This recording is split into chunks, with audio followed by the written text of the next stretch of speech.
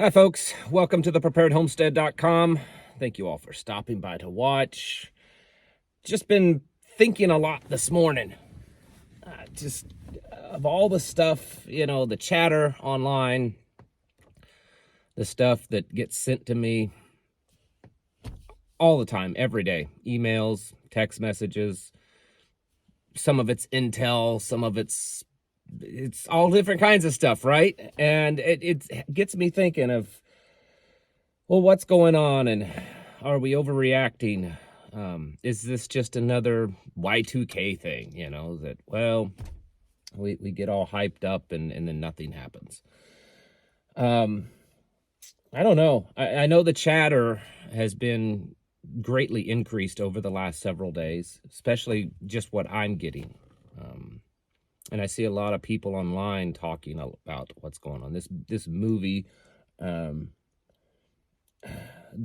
everyone's talking about, that the Obamas produced, I think that's got a lot of people up in air and arms, and all concerned, probably rightly so. Then of course the news report that China's cyber army is trying to take everything down here in the United States. So that just adds to it. There's reports coming out, that not only was Barack Obama the executive producer, but he contributed to the script. And the director said that after having the conversation with Barack of his contributions to the script, that the director said it scared the blank out of him. Of what Obama explained would happen in this scenario. So I think a lot of people are pretty concerned that with all this, all the other stuff that's going on, the year coming up, it doesn't look good. But is it just going to be another crazy busy year and yet nothing catastrophic happens? I hear people all the time, especially in the comments, saying, oh, we've been saying stuff's going to happen and nothing's happened. That's not true. Lots and lots of things have happened. Has it been the end of the world that's happened? No. Has it been the absolute total collapse of everything? No, it's not happened in that way. But the reality is a collapse doesn't happen that way. There's rarely one defining moment that it goes from normal to chaotic. It's not like a typical Hollywood movie. At least history has shown that that's not the case. But it is an ever progressive collapse, and that's what we're experiencing. And yes, there has been lots of things happened over the last 3 years. Lots and lots of things. We've probably forgotten a bunch of them. I know I have. I'd have to sit here for a while and remember all the things. One of the biggest things that your money doesn't buy as much. You're poorer, whether you want to admit it or not. The average person is much poorer today than they were 3 or 4 years ago. And if not poorer, you're certainly not have increased your wealth. Your expenditure is much more, right? All kinds of things going on. I advocate all the time to get out of the places that are less viable to survive. I mean, that's what it comes down to. If you're very serious about the things that are going on and surviving the things that are going on, you have to be in a place that survivability is a much higher chance of it. I mean, that's just simple logic, right? If you're in the midst of the worst place in the world, or one of the worst places in the country, where there's already high crime rates, where people are already behaving really badly and really crazy, and it's chaotic already, you certainly wouldn't want to be there as things progress and get worse, right? You don't want to live in some of these places like you see in videos of San Francisco, or Philadelphia, or Portland, or East St. Louis, or all of these places, like Chicago, many other places. You wouldn't want to live there now, so you certainly would not want to live there as they worsen, right? Well, the reason why I tell you to get out is because most of these higher population, more dense population areas, they're going to get worse. They already are. I've looked at the numbers, and I've talked to actual, firsthand accounts from law enforcement, government, and people that live in a lot of these places that they used to be a decent bigger city, right? And they say it's getting worse. Everything's getting worse. You also want to get out and away from those places so that you can not only get away from people, but take care of your own self. If you live in a high-rise apartment, you're completely dependent upon a system for your food and your water and heat and cool and security and all that kind of stuff. You're not really able to take those responsibilities into your own hand. And so moving out into rural areas and becoming more self-sufficient, well, it's just simple logic, folks. You can do it. You can fight me all you want on it. You can tell me how you're stuck where you're at because you can't leave, or you're comfortable where you're at and you want to stay there. And that's fine. If that's your decision, that's fine. But the reality is in a collapsing situation, you're not better off in the bigger cities. Look at current situations right now. Let's take Ukraine for an instance. The people that live in the cities that are experiencing war aren't doing so well. But yet there are many reports of people that live out in the rural areas that hardly notice. I mean, they do, but they hardly notice the big deal about what's going on there war-wise.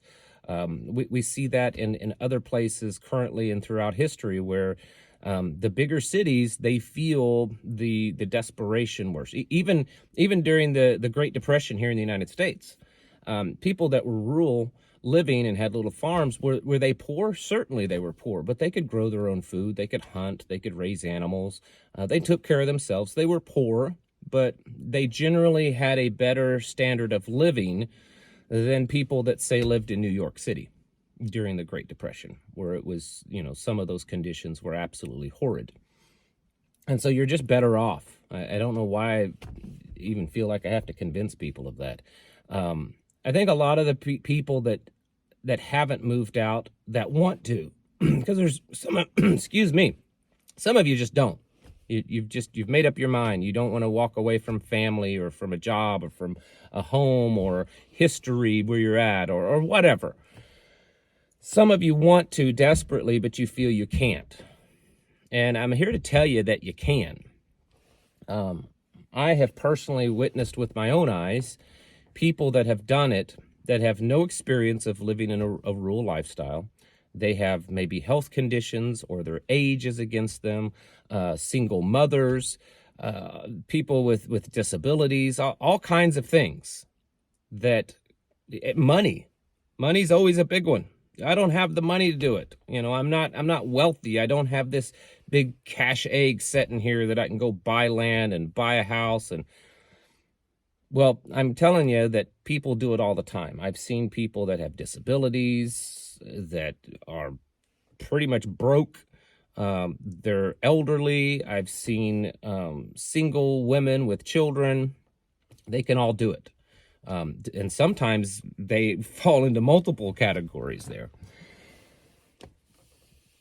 It's all in the determination that you have. It's not easy. I'm going to tell you, if you pull the plug and you make this move and you find a rural piece of property somewhere that you rent or you purchase, and you're starting over and you're going to live as self-sufficient as you can, I can tell you this, it's not easy. Not easy at all. And I see people all the time doing this, and they get out and 6 months to a year in, and this is not what they thought. It's taking way longer than they anticipated, and finishing a home or making it more livable, or their cabin, or getting running water, or, all these things. The winters are too cold. It's too much work.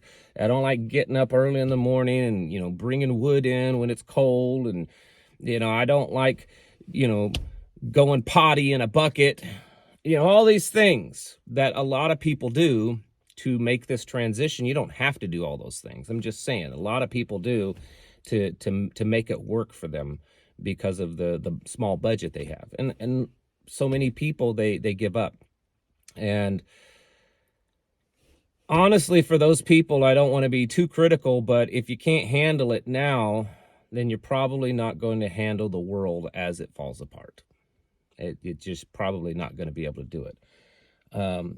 Mostly, I want to give you a warning, though, that if you make this decision to get out here like what we're at, you need to have this pretty high expectation that things are going to be tough. In fact, you should probably expect them to be much worse than the reality really is. If you have this expectation that you're going to come out here and it's going to be this wonderful, frolicking, commune with nature, that you're getting in touch with nature, and yes, those things can happen, right? But there's a lot of work to it. It's hard work. And you have to, unless you're one of those that has a good little nest egg of cash, for the rest of us, you have to sacrifice and give up things. We gave up running water. We gave up flushing toilets. The only way we heat our home is with a wood stove, which means we have to go out here and cut trees down and split the wood and then bring it home and stack it and then put it in there's a whole process to it. It's not easy. Taking care of animals, getting up, you can ask my children. While they love the animals, it's hard sometimes when it's really cold in the morning to get up out of a warm bed early and go feed the animals and break ice for their waters and things like that. It's not easy. It's not as convenient. You have to plan things. You can't just quickly run to the store whenever you want a lot of times, because sometimes that store is quite a ways off. So you have to plan things, and because it's so far off, it's not just time, but it's also money, gasoline. So many people, they move out here. I get kind of laughed at because I'm driving an old truck. It's a 23, 24-year-old truck. And you see all these other, YouTube channels where they have nice fancy vehicles. I was talking to someone the other day, and he's a local business owner and landowner, and he certainly has the money to go out and just buy a brand new vehicle. He has that kind of money. I know him well. And he told me, he says, I have no interest in it. And I'm the same way. I don't want the debt, and I don't want a new vehicle that I can't take care of. So we've downsized in a sense of value. It's an old truck.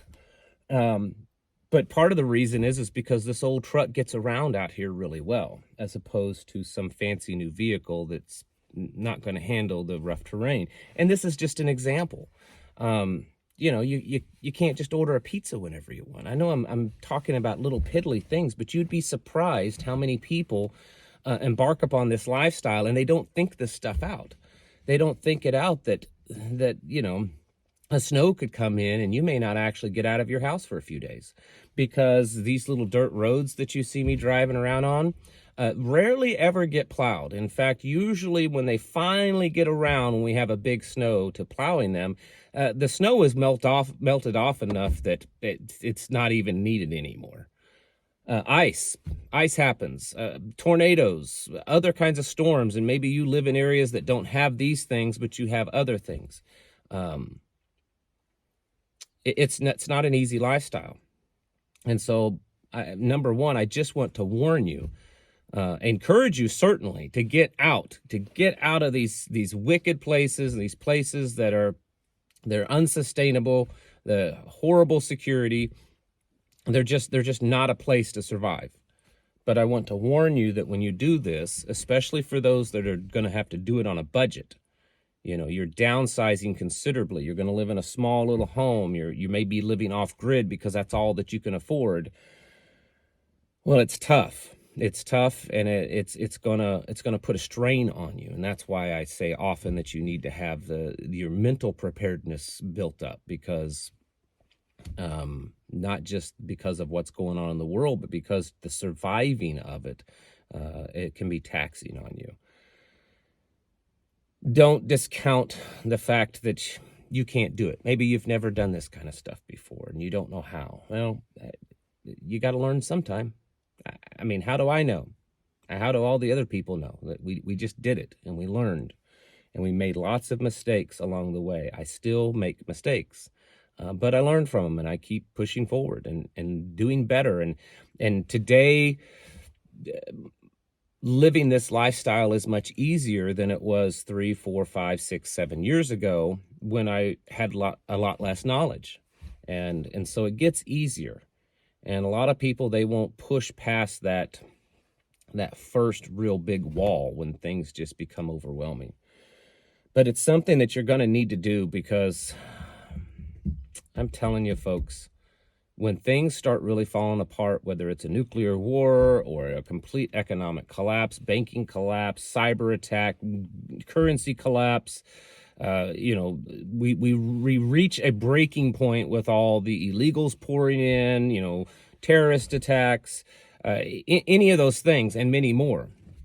When that starts happening and it's at a kind of a terminal velocity type of thing where it's no longer ignorable. You notice it because it's very overt. It's progressed enough that, well, it's obvious we're collapsing. When that starts happening, and I don't think we're too far off, these cities and even the suburban areas, they're not going to be where you want to be. People are not going to handle it well. People are not mentally, I don't think that there's a capability in so many people that they can fully grasp what's going on and how bad it will be, and then how to survive it. That natural survival instinct, it's almost like it's been bred out of them. And they'll think that, well, yeah, things are collapsing, but I'll just run down to the hospital and get healthcare. Or things are collapsing, well, we better run to the grocery store and get some stuff. Or things are collapsing, I'll just run down and refuel the vehicle. And when they start to realize that they can no longer do those things for whatever the reason is, well, then that's when things get bad. And that's when normal civil people, for the most part, and I'm using the word normal very loosely anymore, they become animals, if not worse. We're what is it? We're 9 meals away from total anarchy. And I think that that's a very good analysis of it. The jokes for years of zombie apocalypse, and I'm not one of those big zombie kind of people, but I think there's a lot of truth to it, because when all this starts happening, all your next door neighbors and stuff that have their college degrees and they're a professor somewhere, or they're a nurse somewhere, or they manage this business, or they do this kind of job, their humanity, their civility is going to very quickly go out the door when it comes down to just pure survival instincts. And that's when it's going to get crazy.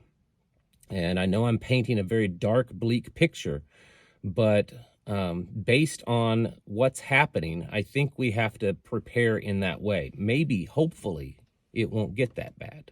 I mean, that's the best I think we can hope at this point. But we should at least prepare accordingly, because the path that this country and really the whole world, especially the Western world, is going doesn't look very good. And there's so many factors to add into it that kind of tells you that things could be very devastating. So you need to not just get your houses in order, you need to get your house out of the city. Make your home away from a lot of people. And I don't care, you can say all you want about how horrible it is for me to even say that. I'm sure I'll get lots of hateful comments. I always do when I talk about this. But you need to be doing it, because it may be the few ways to actually ride this level of storm out. So get your houses in order and prepare yourselves mentally, physically, and spiritually. Thanks for watching, and I'll catch you in the next video.